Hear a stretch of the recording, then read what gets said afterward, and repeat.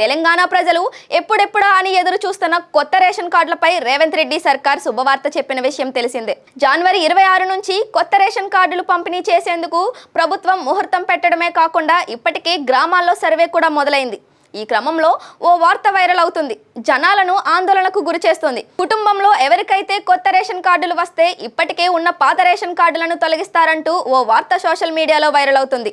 అయితే ఈ వార్తలపై మంత్రి పొన్నం ప్రభాకర్ క్లారిటీ ఇచ్చారు. జనవరి 26 నుంచి కొత్త రేషన్ కార్డుల పంపిణీ ప్రక్రియ కోసం గ్రామాల్లో సర్వే జరుగుతుందని మంత్రి పొన్నం ప్రభాకర్ చెప్పుకొచ్చారు.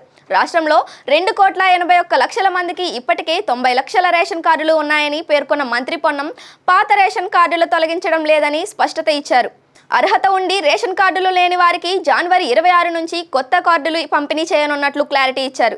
అయితే ఈ విషయంపై ప్రతిపక్షాలు కావాలనే రాజకీయం చేసి రాదాంతరం చేస్తున్నాయని మండిపడ్డారు. రేషన్ కార్డు అర్హత ఉండి రాకుంటే సంబంధిత అధికారికి ప్రజాప్రతినిధులకు విజ్ఞాపన పత్రాలు ఇవ్వొచ్చని, ఇది నిరంతరం ప్రక్రియ అని మంత్రి పొన్నం ప్రభాకర్ తెలిపారు.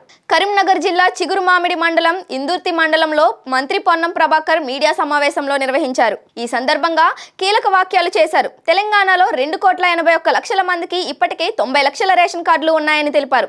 ఇప్పుడు పాత 90 లక్షల రేషన్ కార్డుల గురించి చర్చ కాదన్నారు. గత 10 ఏళ్లుగా రేషన్ కార్డులు లేకుండా కొత్తగా పెళ్లైన వారికి, కొత్త కుటుంబాలు, మార్పులు చేర్పులు, అర్హత ఉండి కొత్త రేషన్ కార్డులు రాని వారికి శుభవార్త చెబుతున్నామన్నారు. అర్హత ఉన్న వారికి జనవరి 26 నుంచి రేషన్ కార్డులు ఇస్తామని స్పష్టం చేశారు.